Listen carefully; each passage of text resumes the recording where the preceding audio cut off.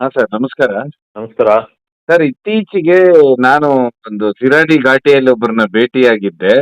ಒಂದ್ 2 ವರ್ಷದ ಹಿಂದೆ ಸರ್, ಈ ಚಾಮುಂಡೇಶ್ವರಿ ದೇವಸ್ಥಾನ ಅಂದ್ರೆ ಗಡಿ ದೇವಸ್ಥಾನ ಇದೆಯಲ್ಲ ಸರ್, ಅಲ್ಲಿ ಹಾ. 3 ಜನ ಬೆಂಗಳೂರಿನ ಇಂಜಿನಿಯರ್ಸ್ ಏನೋ ಹೋಗ್ತಾರಂತೆ. ಹೋದಂತವ್ರು ವಾಪಸ್ಸೇ ಆಗುದಿಲ್ಲಂತೆ.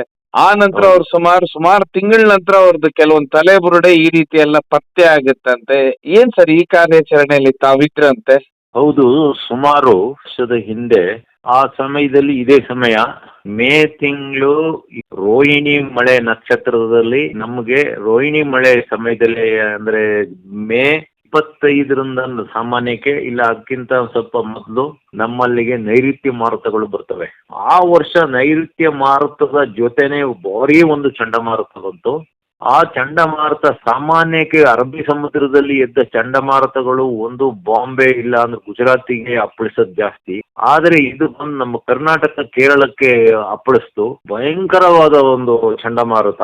ಕೇವಲ ಕಾಡುಮನೆ ಟೀ ಎಸ್ಟೇಟ್ ಅಂದ್ರೆ ಪಶ್ಚಿಮ ಘಟ್ಟದ ಲಾಸ್ಟ್ ಬಾರ್ಡರ್ ಮತ್ತೆ ಶಿರಾಡಿ ಘಾಟ್ ಮಧ್ಯದಲ್ಲಿ ಅರಮನೆಗದ್ದೆ ಅಂತೀವಿ, ಅಲ್ಲಿಂದ ಒಂದು 5-10 ಕಿಲೋಮೀಟರ್ ದೂರದಲ್ಲಿ ಕಾಡುಮನೆ ಎಸ್ಟೇಟ್ ಅಲ್ಲಿ 24 ಗಂಟೆಯಲ್ಲಿ 27 ಇಂಚ್ ಮಳೆ ಆಯ್ತು. ಅಲ್ಲಿಂದ ಒಂದು 5-10 ಕಿಲೋಮೀಟರ್ 15 ಕಿಲೋಮೀಟರ್ ದೂರದಲ್ಲಿರೋ ನನ್ನ ಊರಲ್ಲೇ 24 ಗಂಟೆಯಲ್ಲಿ 15 ಇಂಚು ಮಳೆ ಆಯ್ತು.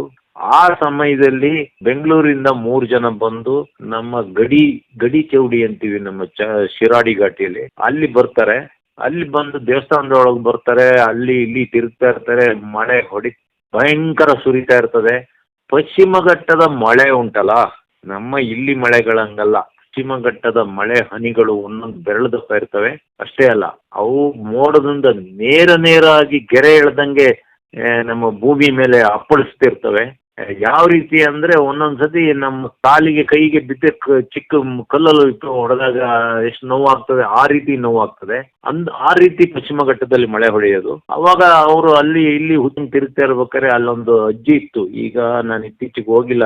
ಆ ಚಾಮುಂಡೇಶ್ವರಿ ದೇವಸ್ಥಾನದಲ್ಲಿ ಒಂದು ಅಜ್ಜಿ ಇರ್ತಿತ್ತು. ಅಲ್ಲೇ ಭಕ್ತರು ಅದು ಇದು ಕೊಟ್ಟಿಗೆ ತಿನ್ಕೊಂಡು ಬದುಕೊಂಡಿತ್ತು. ಅದು ಹೇಳುತ್ತೆ, ಯಾಕೆ ಹೀಗೆ ತಿರ್ತಾ ಇದೀರಿ, ಇಲ್ಲಿ ಭಾರಿ ಮಳೆ, ಇಲ್ಲೇ ಮಳೆ, ನೀವು ಅರಮನೆ ಗದ್ದೆಗೆ ಹೋಗ್ತೀನಿ ಅಂತಿದ್ದೀರಿ ಅಂತ. ಅರಮನೆ ಗದ್ದೆ ಅನ್ನೋದು ಅಲ್ಲಿ ಏನು ನಮ್ಮ ಚೌಡೇಶ್ವರಿ ದೇವಸ್ಥಾನ ಇದೆ ಅಲ್ಲಿಂದ ನೇರವಾಗಿ ಅದಿರೋದು ಸಮುದ್ರ ಮಟ್ಟದಿಂದ 500 ಅಡಿ ಎತ್ತರದಲ್ಲಿ. ಆದ್ರೆ ಏನು ಅರಮನೆ ಗದ್ದೆ ಅಂತ ಒಂದು ಬೆಟ್ಟ ಇದೆ, ಗೊಬ್ಬರದ ಬೆಟ್ಟ, ಅರಮನೆ ಬೆಟ್ಟ ಅಂತ ಏನಿದೆ, ಅರಮನೆ ಗದ್ದೆ ಅಂತ ಏನಿದೆ, ಅದೊಂದು ನಿಗೂಢವಾದ ಸ್ಥಳ. ಅದೊಂದು ಭಾರಿ ಅಪಾಯಕಾರಿ ಜಾಗ. ಅದು ಎಲ್ಲರಿಗೂ ಲೋಕಲರಿಗೆ ಗೊತ್ತು. ಅಲ್ಲಿಗೆ ಹೋಗ್ಬೇಡಿ ನೀವು, ಇಲ್ಲೇ ಎಷ್ಟು ಮಳೆ ಸುರಿತಿದೆ, ಹೋಗ್ಬೇಡಿ ಅಂದ್ರು. ಇಂಜಿನಿಯರ್ ಅಂತೆ, ಅವನಿಗೆ ಒಂದು ಗೊತ್ತಿತ್ತು ಮಾತ್ರ, ಏನು ಆ ಭಾಗದಲ್ಲಿ ಹರಿಯ ನದಿಗಳು ಎಲ್ಲವೂ ಏನು ನಮ್ಮ ಶಿರಾಡಿ ಘಾಟಿ ನಮ್ಮ ನ್ಯಾಷನಲ್ ಹೈವೇ ಅನ್ನ ಹಾದು ಹೋಗ್ತವೆ ಅನ್ನೋದು ಒಂದು ಗೊತ್ತಿತ್ತು. ಅವನೇನ್ ತಿಳ್ಕೊಬಿಟ್ಟ, ಯಾವ ನದಿಯೆಲ್ಲ ನಾವು ನಡ್ಕೊಂಬಂದ್ಬಿಟ್ರೆ ಹೈವೇಗೆ ಬರ್ತೀವಿ ಅಂತಿದ್ವಿ. ಆದ್ರೆ ಆ ನದಿಗಳಲ್ಲಿರೋ ಬಂಡೆಗಳು ಅಲ್ಲಿಯ ಭೀಕರತೆ ಅವನಿಗೆ ಗೊತ್ತಿರ್ಲಿಲ್ಲ. ನೋಡಮ್ಮ, ನಾವು ಹಿಮಾಲಯದ ಹೋಗಿ ಬಂದರು, ಇದು ನಮ್ಮ ಲೆಕ್ಕಕ್ಕಿಲ್ಲ ಅಂದ್ರು. ಆದರೆ ಹಿಮಾಲಯನ ಬೇರೆ, ಪಶ್ಚಿಮ ಘಟ್ಟಗಳ ಬೇರೆ. ಪಶ್ಚಿಮ ಘಟ್ಟಗಳಿಗೆ ಹಿಮಾಲಯಕ್ಕಿಂತ ಪಶ್ಚಿಮ ಘಟ್ಟಗಳೇ ಫಸ್ಟ್ ಹುಟ್ಟಿದ್ದು. ಪಶ್ಚಿಮ ಘಟ್ಟಗಳಲ್ಲಿ ಪ್ರತಿ ಒಂದು ಅರ್ಧ-ಕಾಲು ಗಂಟೆಗೆ ಮಳೆಗಾಲದಲ್ಲಿ ಅಲ್ಲಿ ವಾತಾವರಣ ಬದಲಾಗ್ತಾ ಇರ್ತದೆ, ಮಿಸ್ಟ್ ಕವರ್ ಆಗ್ತಾ ಇರ್ತದೆ. ಮಿಸ್ಟ್ ಕವರ್ ಆದ್ರೆ ನಮ್ಮಿಂದ 10 ಅಡಿ ದೂರದಲ್ಲಿ ಒಂದು ಆನೆ ಇದ್ರು ಕಾಣಲ್ಲ ಓಪನ್ ಜಾಗದಲ್ಲಿ. ಇವರು ಹತ್ತಿ ಹೋಗ್ತಾರೆ 3 ಜನ, ಅಲ್ಲಿಂದ ಮರ ಹತ್ತಿದಂಗೆ ಹತ್ತಬೇಕು. ಆದ್ರೆ ಅವರು ಹೋಗಿದ್ದು ನಮ್ಮ ಗಡಿ ದೇವಸ್ಥಾನ ಚಾಮುಂಡೇಶ್ವರಿ ದೇವಸ್ಥಾನದಿಂದ ಮೇಲ್ಗಡೆ ಹತ್ತಿ ಹೋಗ್ತಾರೆ. ಅಲ್ಲಿಗೂ ಅದು ದಾರಿ ಅಲ್ಲ, ಅದು ಅರಮನೆ ಗದ್ದೆಗೆ ಹೋಗೋ ದಾರಿ ಅಲ್ಲ. ಅಲ್ಲಿಂದ ಮೇಲೆ ಸ್ವಲ್ಪ ಹೋದಾಗ ನಮ್ಮ ಆನಬಾಳ್ ಹೋಬಳಿ ಅಗ್ನಿ ಗ್ರಾಮದಲ್ಲಿರುವ ಮೂರ್ಖಂಡ್ ಬೆಟ್ಟ ಅನ್ನೋ ಒಂದು ಬೆಟ್ಟದಲ್ಲಿ 5 ನದಿಗಳು ಹರಿತವೆ. ಆ 5 ನದಿಗಳಲ್ಲಿ 2 ನದಿಗಳು ಬೇ ಆಫ್ ಬೆಂಗಾಲ್ ಹೋದರೆ, ಇನ್ನು ಬಂಗಾಳ ಕೊಲ್ಲಿಗೆ ಹೋದರೆ ಇನ್ನು 2 ನದಿಗಳು ಪಶ್ಚಿಮಕ್ಕೆ ಹರಿದು ಅರಬ್ಬಿ ಸಮುದ್ರ ಸೇರ್ತವೆ. ಅದರಲ್ಲಿ ಒಂದು ನದಿ, ಅದಕ್ಕೆ ನಾಯಕನ ಹೊಳೆ ಅಂತ ಇಲ್ಲಿ ಕೆಳಗಡೆ ಹೇಳ್ತಾರೆ, ಮೇಲೆಲ್ಲ ನಾವು ಕಾಡ್ಮನೆ ಹೊಳೆ ಅಂತೀವಿ. ಕಾಡ್ಮನೆ ಎಸ್ಟೇಟ್ ಅಲ್ಲಿ ಬಂದು ಆ ನದಿ, ಅಲ್ಲೊಂದು ಚಿಕ್ಕದೊಂದು ಮನೆ ಇದೆ, ವ್ಯವಸ್ಥೆ ಮಾಡಿದ್ದಾರೆ. ಫಾರೆಸ್ಟ್ನವರು ಅದನ್ನ ಉಪಯೋಗಿಸ್ಕೊಂತಿದ್ದಾರೆ. ಅಲ್ಲಿ ನೇರಾಗಿ ಹತ್ತಿರ ಅರಮನೆ ಗದ್ದೆಗೆ ಹೋಗ್ಬೋದು. ಬಿಟ್ರೆ ಇವ್ರು ಹೋಗಿದ್ದ ದಾರಿ ಸರಿ ಇಲ್ಲ. ಇರ್ಲಿ. ಆಮೇಲೆ ಇವರು ದೇವಸ್ಥಾನದ ಹತ್ರ ನೇರಾಗಿ ಮೇಲೆ ಹತ್ತಾರೆ. ನೇರಾಗಿ ಅಂದ್ರೆ ಹೆಚ್ಚು ಕಡಿಮೆ 2,500-3,000 ಅಡಿ ಮರ ಹತ್ತಿದಂಗೆ ಹತ್ತಿ ಹೋಗ್ಬೇಕು. ಮತ್ತೆ ಅದು ಬೆಟ್ಟ ಅಂದ್ರೆ ದಾರಿನೂ ಇಲ್ಲ, ಅದು ಶೋಲಾ ಬೆಟ್ಟಗಳು. ಎದೆ ಮಟ್ಟಕ್ಕೆ ಹುಲ್ ಬೆಳೆದಿರ್ತದೆ, ಅದ್ರೊಳಗೆ ಕಾಲಿಟ್ಕೊಂಡು ಹೋಗ್ಬೇಕು. ಅದರಲ್ಲಿ ಕಾಳಿಂಗ ಸರ್ಪಗಳು ಇರ್ಬೋದು, ಬೇರೆ ನಮ್ಮ ಪಶ್ಚಿಮ ಘಟ್ಟದಲ್ಲಿ ಇರೋ ಒಂದು 10,000 ಜಾತಿಯ ಬೇರೆ ಹಾವುಗಳು ಇರ್ಬೋದು. ಹೋಗಿ ಅವ್ರು ಪತ್ತೆ ಇಲ್ದಂಗೆ ಆಗ್ತಾರೆ. ಮಳೆ ಆರ್ಭಟಿಸ್ತಾ ಇರ್ತದೆ, ಸಿಕ್ಕಾಪಟ್ಟೆ ಮಳೆ. ಆ ಟೈಮಲ್ಲಿ ಎಲ್ಲ ನಮ್ಮ ಹೇಮಾವತಿ ನದಿ ಫ್ಲಡ್ ಬರುತ್ತೆ. ಅದು ಇತಿಹಾಸದಲ್ಲೇ ಜೂನ್ ಫಸ್ಟ್ ವೀಕಲ್ಲಿ ಇಲ್ಲ ಮೇ ಎಂಡಲ್ಲಿ ನದಿ ಫ್ಲಡ್ ಬರೋದು, ಪ್ರವಾಹ ಬರೋದು.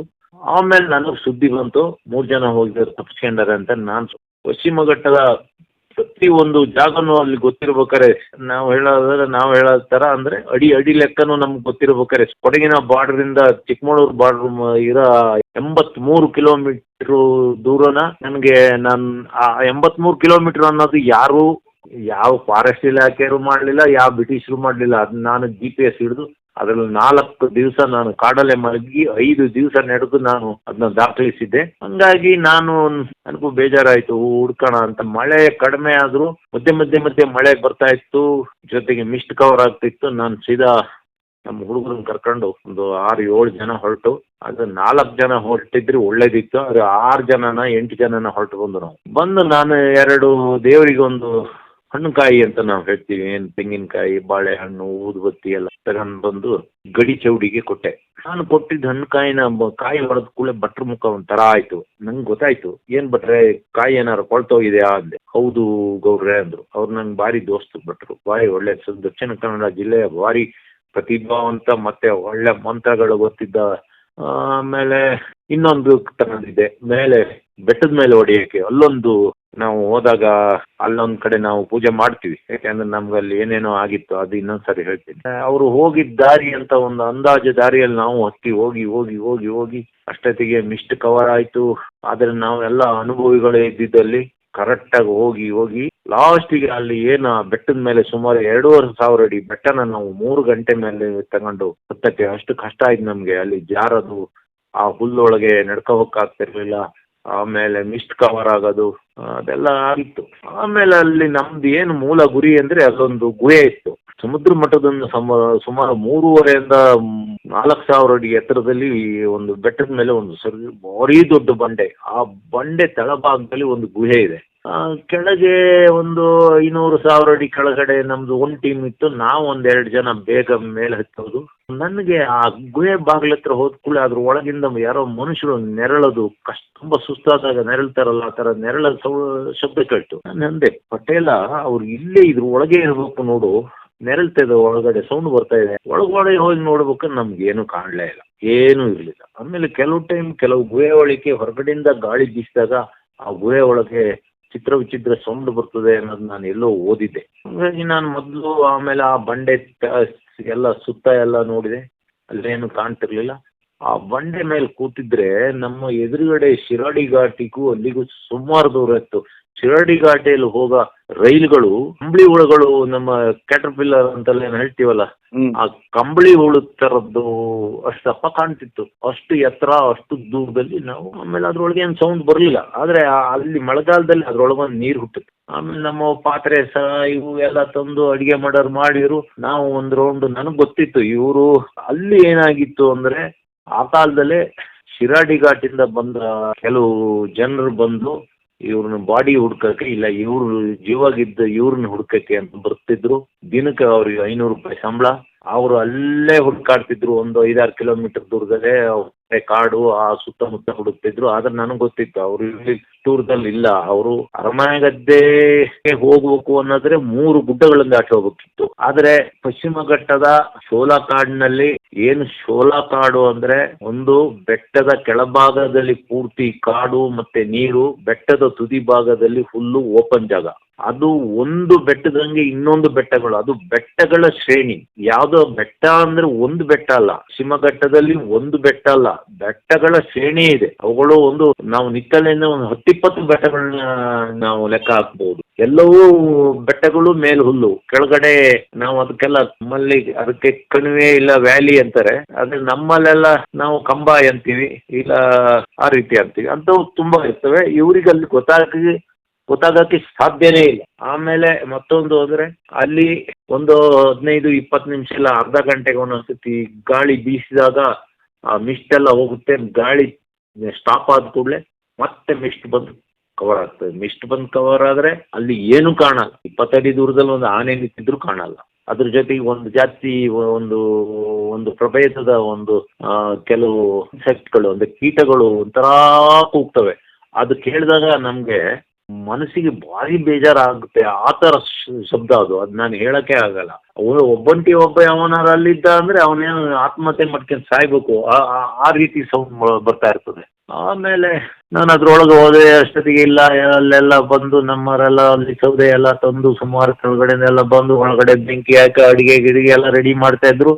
ನಾವು ಹೋಗ್ಬೇಕಾದ್ರೆ 3-4 ಗಂಟೆ ಆಯ್ತು. ನಾನು ಮತ್ತೆ ಹೇಳಿದೆ ಯಾರು ಹೋಗೋದು ಬೇಡ ಅಂತ. ರಾತ್ರಿ ಆದ ಕೂಡಲೇ ಅಲ್ಲಿ ವಿಚಿತ್ರ ಶಬ್ದಗಳು ಬರಕ್ ಶುರುವಾಯ್ತು. ಬಾ ಬಾ ಅಂತ ಕರ್ದಂಗಾಗೋದು, ಕೂ ಅಂತ ಮುನ್ಸದ ರೀತಿ ಧ್ವನಿಯಲ್ಲಿ ಕೂಗೋದು, ಆಮೇಲೆ ವಿಷಲ್ ಹೊಡೆಯೋದು ಎಲ್ಲ ಆಯ್ತು. ನಮ್ಮ ಹುಡುಗರೆಲ್ಲ ಇಲ್ಲ ಅಣ್ಣ ಅವರೇ ತಪ್ಪಿಸ್ಕೊಂಡ್ರೆ ಹಿಂಗ್ ಮಾಡ್ತಾ ಇದಾರೆ ನೀವು. ನನಗೆ ಅದ್ರ ಬಗ್ಗೆ ಗೊತ್ತಿತ್ತು. ಯಾರು ಹೊರಗೆ ಹೋಗಕ್ ಕೊಡುದು, ಬಂದ್ರೆ ಇಲ್ಲಿ ಬರ್ಲಿ, ನಾವು ಬೆಂಕಿ ಹಾಕಿವಿ, ಬೆಂಕಿ ಬೆಳಕಿಗೆ ಕಂಡೆ ಕಾಣ್ತದೆ. ಯಾಕೆಂದ್ರೆ ನಾವು ಸುಮಾರು ಸಮುದ್ರ ಮಟ್ಟದಿಂದ ಸುಮಾರು 3,500-4,000 ಅಡಿ ಎತ್ತರದಲ್ಲಿದ್ದೀವಿ. ಕೆಳಗಡೆ 500-1,000 ಅಡಿ ಕೆಳಗವರೆಗೂ ಕಾಡೇ ಇಲ್ಲ. ನಾವು ಕಾಣ್ತೀವಿ, ನೀವು ಹೋಗೋದು ಬೇಡ, ಇಲ್ಲಿ ಏನೋ ಇದೆ ಅಂತ. ಆಮೇಲೆ ಏನಾಯ್ತು, ನಾವು ಊಟ ಮಾಡಿದ್ದು ಮಲಗಿದ್ದು ರಾತ್ರಿ ಎಲ್ಲ ಸಿಕ್ಕಾಬಟ್ಟೆ ಸೌಂಡು, ಕೂಗೋದು, ಕಿರ್ಚೋದು, ಸೌಂಡ್ ಬಂದಂಗಾಗೋದು. ಒಂದು ಏನಾಗ್ತದೆ ಅಂದ್ರೆ ಮುಳ್ಳಂದಿಗಳು ಅಂದ್ರೆ ಏನು ಮುಳ್ಳಂದಿ ಅಂತ ನಾವು ಹೇಳ್ತೀವಿ, ಇಲ್ಲ ಮುಳ್ಬೇಕು ಅಂತೀವಿ. ಅದಕ್ಕೆ ಇಂಗ್ಲಿಷಲ್ಲಿ ಪಾರ್ಕ್ವೆನ್ ಅಂತೆಲ್ಲ ಹೇಳ್ತಾರೆ. ಅವುಗಳು ಏನ್ ಮಾಡ್ತವೆ ಅಂದ್ರೆ ನಾವು ಕಾಡಲ್ಲಿ ಹೋದಾಗ ಅವುಗಳು ನಮ್ಮ ಸ್ಮೆಲ್ಲಿಗೆ ನಮ್ಮ ವಾಸನೆಗೆ ನಮ್ಮ ಕಡೆಯಿಂದ ಗಾಳಿ ಬೀಸಿದಾಗ ಅವು ಒಂದು ಸುರಕ್ಷಿತವಾದ ಒಂದು ಜಾಗದಲ್ಲೂ ಇಲ್ಲ ಕಾಡೊಳಗೆ ಬಂಡೆಗಳ ಸಂದಿಯಲ್ಲಿ ಇಟ್ಕೊಂಡು ವಿಚಿತ್ರ ಸೌಂಡ್ ಮಾಡ್ತವೆ. ಮುಳ್ಳುಗಳನ್ನೆಲ್ಲ ಏಳಿಸ್ಕೊಂಡು ಅದನ್ನ ವೈಬ್ರೇಷನ್ ಮಾಡಿದಾಗ ಅಲ್ಲಾಡಿಸಿದಾಗ ಜಿಲಿ ಜಿಲಿ ಜಿಲಿ ಜಿಲಿ ಸೌಂಡ್ ಬರ್ತದೆ. ಅದು ಯಾವ ಸೌಂಡು ಅಂದ್ರೆ ನಮ್ಮಲ್ಲಿ ಏನು ಕಾಲಿಗೆ ಗೆಜ್ಜೆ ಕಟ್ಟಿಕೊಂಡು ಡ್ಯಾನ್ಸ್ ಮಾಡ್ತೀವಿ, ಇಲ್ಲ ಗೆಜ್ಜೆ ಸೌಂಡ್ ಬರುತ್ತೆ. ಮೋಹಿನಿ ಹೋಗ್ತಾಳಲ್ಲ ಸರ್, ಆ ರೀತಿ ಗೆಜ್ಜೆ ಕಟ್ಕೊಂಡು ಕಾಡಲ್ಲಿ ಮೋಹಿನಿ ಹೋಗ್ತಾಳಲ್ಲ, ಮೋಹಿನಿ. ಇಲ್ಲಿ ನಮ್ಮ ಡ್ಯಾನ್ಸರ್ಗಳೆಲ್ಲ ಇಲ್ಲಿ ಭರತನಾಟ್ಯ ಮಾಡಿದಾಗೆಲ್ಲ ಕಟ್ಕೊಂಡಾಗ ಜಿಲಿ ಜಿಲಿ ಸೌಂಡ್ ಬರ್ತದಲ್ಲ, ಆ ತರ ಸೌಂಡ್ ಬರ್ತಾ ಇರ್ತದೆ, ಮಾಡ್ತವೆ ಆ ಮುಳ್ಳುಗಳನ್ನ ಒಂದಕ್ಕೊಂದು ಇದು ಮಾಡಿದಾಗ.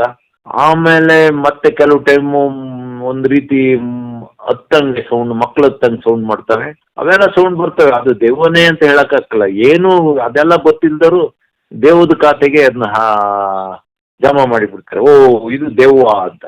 ಅದೆಲ್ಲ ಸೌಂಡ್ ಬರ್ತಾ ಇತ್ತು. ಆದ್ರೆ ಕೂಗೋದು ಕರಿಯೋದು ಇವೆಲ್ಲ ಇತ್ತು. ಆಮೇಲೆ ಬೆಳಗ್ಗೆ ಎದ್ದು ಒಂದು 3 ಟೀಮ್ ಮಾಡಿಕೊಂಡು ಎಲ್ಲರಿಗೂ ಟೀ ಮತ್ತೆ ಮೇನ್ ಗುಡ್ಡದಲ್ಲಿ ಕಾಡಿಗೆ ಹೋದಾಗ, ಅದು ವೆಸ್ಟರ್ನ್ ಘಾಟಿಗೆ ಹೋದಾಗ ಹೊಟ್ಟೆ ತುಂಬ ತಿನ್ಬೇಕು. ಅದು ಎಂಥದಾರ ಆಗಲಿ, ಅದು ಎಂಥದಾರ ಅಂದರೆ ನನ್ನ ಗಂಜಿಯಾರ ಆಗಲಿ ಇಲ್ಲ ಅವಲಕ್ಕಿ ಆಗಲಿ, ಅವಲಕ್ಕಿ ಇಟ್ಕೊಂಡ್ರೆ ಬೆಸ್ಟು. ನೀರಿಗೆ ಇಟ್ಕೊಂಡು ತಿನ್ಬೋದು. ಅಲ್ಲಿ ರುಚಿ ಮುಖ್ಯ ಅಲ್ಲ, ಹೊಟ್ಟೆ ತುಂಬೋದು ಮುಖ್ಯ. ಆಮೇಲೆ ನಮ್ಮ ಬಾಟ್ಲಿಗೆಲ್ಲ ಕಾಫಿ ಮಳೆಗಾಲದಲ್ಲಿ ಒಳ್ಳೆ ಹೀಟ್ ಕೊಡ್ತದೆ ಬಾಡಿಗೆ. ಅದರಲ್ಲೂ ಬ್ಲಾಕ್ ಕಾಫಿ ಮಾಡಿ ಎಲ್ಲ ಕೊಟ್ಟು ಒಂದು 3 ಟೀಮ್ ಹೊರಟು. ನಮ್ದು ಮನ್ಸಲ್ಲಿದ್ದು ಅಲ್ಲಿಂದ ಅರಮನೆ ಗದ್ದೆಯಿಂದ ಒಂದು 2,000 ಅಡಿ ಕೆಳಗಿಳಿದು ಮತ್ತೊಂದು 2,000 ಅಡಿ ಮೇಲೆ ಹತ್ತಿದ್ರೆ ಅಲ್ಲಿ ಬರೋದು ಇಟ್ಕೆಗೂಡು ಅಂತ. ಆ ಇಟ್ಕೆಗೂಡು ಒಂದು ಕರಾಳವಾದ ಒಂದು ಭಾರಿ ಕುಖ್ಯಾತವಾದ ಒಂದು ಜಾಗ ಅದು. ಆ ಇಟ್ಕೆಗೂಡಲ್ಲಿ ಆ ಇಟ್ಕೆಗೂಡು ಅರಮನೆ ಗದ್ದೆ ಅಂತ ಏನು ಹೇಳಿದೆ, ಅದು ಆ ಗುಹೆ ಏನಿದೆ ಅದೊಂದು ಟ್ರಯಾಂಗಲ್ ಒಳಗೆ ಇಷ್ಟವರೆಗೂ ಸುಮಾರು 10-12 ಜನ ಸತ್ತೋಗಿದ್ದಾರೆ. ಅದರೊಳಗೆ 2 ಹೆಲಿಕಾಪ್ಟರ್ಗಳು ಬಿದ್ದೋಗಿ 6 ಜನ ಸತ್ತೋದ್ರು. ಆಮೇಲೆ ನಿಧಿ ಇದೆ ಅಂತ ಹೇಳಿ ಒಬ್ಬನ ಬಲಿ ಕೊಟ್ಟರು. ಅದಾದ್ಮೇಲೆ ಇತ್ತೀಚೆಗೆ ಒಬ್ಬ ನಮ್ಮ ಭಾರಿ ಧೈರ್ಯಗಾರ, ಒಳ್ಳೆ ಕಟ್ಟುಮಸ್ತ, ಅದು ಒಳ್ಳೆ ಬಾಡಿ ಬಿಲ್ಡರ್ ಇದ್ದಂಗಿದ್ದ, ಅವನು ಅಲ್ಲಿ ಸುಟ್ಟೋದ ಬೆಂಕಿ ಕೆಡ್ಸಕ್ ಹೋಗಿ. ಅಲ್ಲಿ ಅರಮನೆ ಆ ಭಾಗದಲ್ಲೇ ಬಾಡಿ ಬಿದ್ದಿರೋದು ಅಂತ ನಂಗೆ ಪದೇ ನನ್ನ ಮನ್ಸಿಗೆ ಬರ್ತಾ ಇತ್ತು. ನಂದು 6ನೇ ಇಂದ್ರಿಯ ಇಲ್ಲ ಅದು ಹೇಳ್ತಾ ಇತ್ತು ನಂಗೆ, ಅಲ್ಲೇ ಇದ್ದಾನೆ, ಅಲ್ಲಿಗೆ ಹೋಗು ಅಂತ. ನಾನು ಅಲ್ಲಿಗೆ ಹೋದೆ. ನಾನಂದೆ ನಾನು ಬಾರಿ ದೂರ ಹೋಗ್ತೀನಿ, ನೀವು ಇಲ್ಲೇ ಹತ್ರದಲ್ಲಿ ಹುಡುಕಿ, ನಿಮ್ಮ ಹುಡುಕಕ್ಕೆ ಆಗ್ಬಾರ್ದು, ನೀವು ಯಾವುದೇ ಕಾಡೊಳಗೆ ಹೋಗ್ಬಿಡಿ, ಏನಿದೆ ಹುಲ್ಲು ಅದರೊಳಗೆ ಹುಡುಕಿ ಅಂತ ಹೇಳಿ ನಾನು ಅಲ್ಲಿಂದ ನಡೆದು ಹೋದೆ. ಬಂದ್ಬಿಟ್ಟೆ. ಅದು ಯಾಕೆ ಅಂತ ಇವತ್ತು ಗೊತ್ತಾಗ್ತಾ ಇಲ್ಲ. ವಾಪಸ್ ಬಂದಾಯ್ತು. ಮತ್ತೆ ಅವತ್ತು ರಾತ್ರಿನೂ ಸಿಕ್ಕಾಪಟ್ಟೆ ಕೂಗಾಟ, ಕಿರ್ಚಾಟ. ನಾವು ಆಮೇಲೆ ಅವತ್ತು ಜಾಸ್ತಿ ಆಯ್ತು. ನಮ್ ಜನ ಹುಡುಗರೆಲ್ಲ ಎಂದು ನಾವು ನೋಡ್ತೀವಿ ಅಣ್ಣ ಅಂತ. ಅಷ್ಟೇ ಹೊರಗಡೆ ಕಂಪ್ಲೀಟ್ ಮಿಸ್ಟ್ ಕವರ್ ಆಗಿದೆ. ನಾನು ಹೇಳಿದ್ನಲ್ಲ ಹುಳ, ಅದೊಂದು ಯಾವುದೋ ಒಂದು ಕೀಟ, ಅದು ಒಂಥರ ವಿಚಿತ್ರ ಒಂದು ಸೌಂಡ್, ಹಗಲು ರಾತ್ರಿ ಸೌಂಡ್ ಮಾಡುತ್ತವೆ. ಅದು ಮಾಡ್ತಾ ಇತ್ತು. ಆಮೇಲೆ ಮಲಗಿದು ಮತ್ತೆ 3ನೇ ದಿವಸ ಹೋದ್ರು. ಅವಾಗ್ಲೂ ಹುಡುಕಿದ್ದು, ನನ್ಗಲ್ಲಿ ಹೋಗಕ್ಕೆ ಆಗ್ಲೇ ಇಲ್ಲ. ಅವತ್ತು ನಾನು ಅರಮನೆ ಗದ್ದೆಗೆ ಹೋದನ್ ಫುಲ್ಲು ಆ ಕಡೆ ಹೋಗ್ಲೇ ಇಲ್ಲ. ನಾನು ಅರಮನೆ ಗದ್ದೆಲೇ ಮೂಲೆ ಮೂಲೆ ಮೂಲೆ ಮೂಲೆ ಹುಡ್ಕಕ್ ಶುರು ಮಾಡಿದೆ. ಅದೊಂದು ಯಾರೋ ನಿಗೂಢ ಮನುಷ್ಯರು, ಅವ್ರು ಯಾರು, ಯಾಕೆ ಬಂದ್ರು, ಎಲ್ಲಿಗೆ ಹೋದ್ರು, ಎಲ್ಲಿಂದ ಬಂದ್ರು, ಅವರು ಯಾಕಾಗಿ ಅಂತ ಅಷ್ಟೆಲ್ಲ ನಮ್ಮ ಸಕಲೇಶ್ವರ ಭಾಗ, ಕೊಡಗಿನ ಭಾಗದ ಆ ಸಮತಟ್ಟಾದ ಜಾಗಗಳು, ಮೂಡಿಗೆರೆ ಭಾಗದ ಸಮತಟ್ಟಾದ ಜಾಗಗಳು, ನೀರಿರೋ ಜಾಗಗಳನ್ನ ಬಿಟ್ಟು ಈ ಬೆಟ್ಟಕ್ಕೆ ಬಂದ್ರು. ಅವ್ರು ಯಾರು ಅನ್ನೋದು ಗೊತ್ತಿಲ್ಲ, ಅವ್ರು ಎಷ್ಟು ಜನ ಬಂದ್ರು ಅಂತ ಗೊತ್ತಿಲ್ಲ. ಸುಮಾರು 5 ಎಕರೆ ಜಾಗನ ಸಮ ಮಟ್ಟ ಮಾಡಿ ಒಂದು ಟನ್ನು 2 ಟನ್ನು ತೂಕದ ಕಲ್ಲು ಬಂಡೆಗಳನ್ನೆಲ್ಲ ಉಳಿಸಿ ಅಲ್ಲೊಂದು ದೊಡ್ಡದೊಂದು ಡ್ಯಾಮ್ ಮಾಡಿ, ನಮ್ಮ ಈಗಿನ ಇಂಜಿನಿಯರ್ಗಳು ಒಂದು ಡ್ಯಾಮ್ ಮಾಡಿ ಅದು ಉದ್ಘಾಟನೆ ಮಾಡೋದಕ್ಕಿಂತ ಮೊದಲೇ ಬಿದ್ದೋಗಿರೋದೆಲ್ಲ ಎಲ್ಲರಿಗೂ ಗೊತ್ತು. ಆದ್ರೆ ಆ 100 ವರ್ಷ ಆದ್ರೂ ಆ ಡ್ಯಾಮ್ ಏನೂ ಆಗಿಲ್ಲ. ಎಲ್ಲೋ ಒಂದ್ ಕಡೆ ಸೈಡ್ ಏಡಿ ಒಂದು ತೂತ ಮಾಡಿ, ನಮ್ಮಲ್ಲಿ ದೊಡ್ಡ ಏಡಿಗಳಿರ್ತಾವೆ, ಅದಕ್ಕೆ ನಾವು ಕಲ್ಲೇಡಿ ಅಂತೀವಿ, ಭಾರಿ ಸ್ಟ್ರಾಂಗ್ ಆಗಿರ್ತವೆ. ನಮ್ಮಲ್ಲಿರೋ ಪ್ರಾಣಿಗಳಲ್ಲಿ ಭಾರಿ ಸ್ಟ್ರಾಂಗ್ ಪ್ರಾಣಿಗಳು ಅಂದ್ರೆ ಒಂದು ಕಲ್ಲೇಡಿಗಳು, ಇನ್ನೊಂದು ಕಾಡು ಹಂದಿಗಳು. ಇವು ಯಾವನ್ನೂ ಕೇರ್ ಮಾಡಕ್ಕಿಲ್ಲ. ಕುಸ್ತಿಗೆ ನಿತ್ರೆ ಹುಲಿನೂ ಹೊಡೆದಾಕ್ತವೆ ಹಂದಿಗಳು. ಈ ಕಲ್ಲೇಡಿಗಳು ಅಷ್ಟೇ, ಸಿಟ್ಟು ಬಂದು ಕುಸ್ತಿಗೆ ನಿತ್ರೆ ಕಾಳಿಂಗ ಸರ್ಪನ ಕುತ್ತಿಗೆ ಬೇಕಾದ್ರೂ ಹಿಡಿದು ಸಾಯಿಸ್ತವೆ ಅಂತ ಕಲ್ಲೇಡಿಗಳು. ಅರ್ಧ kg ಇರ್ತವೆ. ಆ ಕಲ್ಲೇಡಿಗಳು ತೂತ ಮಾಡಿದ ಇದರಲ್ಲಿ ನೀರು ಹೋಗ್ತಾ ಇತ್ತು ಅಂತ ಅರಮನೆ ಗದ್ದೆನ ನಾನು ಅವತ್ತು ಕಂಪ್ಲೀಟ್ ಅವ್ರನ್ನ ಬಾಡಿ ಹುಡ್ಕಕ್ ಹೋದಾಗ ನೋಡಿದೆ. ಅದೇ ಸಮಯದಲ್ಲಿ ಆ ಕಟ್ಟೆ ಮೇಲೆ ಒಂದು ಕಾಳಿಂಗ ಸರ್ಪ ಗೂಡು ಕಟ್ಟಿ ಮರಿ ಮಾಡಿ ಕರ್ಕೊಂಡು ಹೋಗಿತ್ತು. ಆಮೇಲೆ ಅಲ್ಲೆಲ್ಲ ಹುಡುಕಿದೆ, ನನಗೆ ಆ ಜಾಗಕ್ಕೆ ಹೋಗಕ್ ಆಗ್ಲೇ ಇಲ್ಲ. ಅಷ್ಟೊತ್ತಿಗೆ ಏನಾಯ್ತು, ನಮ್ಮಲ್ಲಿ ಜನಸಂಖ್ಯೆ ಜಾಸ್ತಿ ಆಗಿತ್ತು. ನಾವೊಂದು 8 ಜನ ಹೋಗಿದ್ದು ಅಂತ ಕಾಣ್ತದೆ. ನಮ್ದು ಅಕ್ಕಿ ಮುಗಿದೋಯ್ತು. ಆಮೇಲೆ ನಮ್ಮಲ್ಲಿ ಕೆಲವರು ಸಂಸಾರಸ್ಥರು ಬಂದಿದ್ರು. ಆಮೇಲೆ ಅಲ್ಲಿ ಮೊಬೈಲ್ಗಳು ಸಿಗ್ತಿರ್ಲಿಲ್ಲ. ಅವ್ರ ಮನೆ, ನಾನಾದ್ರೆ ಒಂಟಿ, ನನ್ನ ಯಾರು ಹೇಳರಿಲ್ಲ. ಆದ್ರೆ ಅವ್ರ ಫ್ಯಾಮಿಲಿಯರೆಲ್ಲ ಇವರು ತಪ್ಪಿಸಿ ಹೋದ್ರೇನ ಅಂತ ಆಯ್ತು. ಆ ಕಾರಣದಿಂದ ಇನ್ನೂ ಒಂದ್ ದಿವಸ ಇರಕ್ ಮನ್ಸಿತ್ತು. ಆದ್ರೆ ಇವೆಲ್ಲ ಕಾರಣದಿಂದ ನಾವು ಮತ್ತೆ ವಾಪಸ್ ಬಂದು ಬೆಟ್ಟ ಇಳಿದು ಶಿರಡಿ ಘಾಟಿಗೆ ವಾಪಸ್ ಬಂದು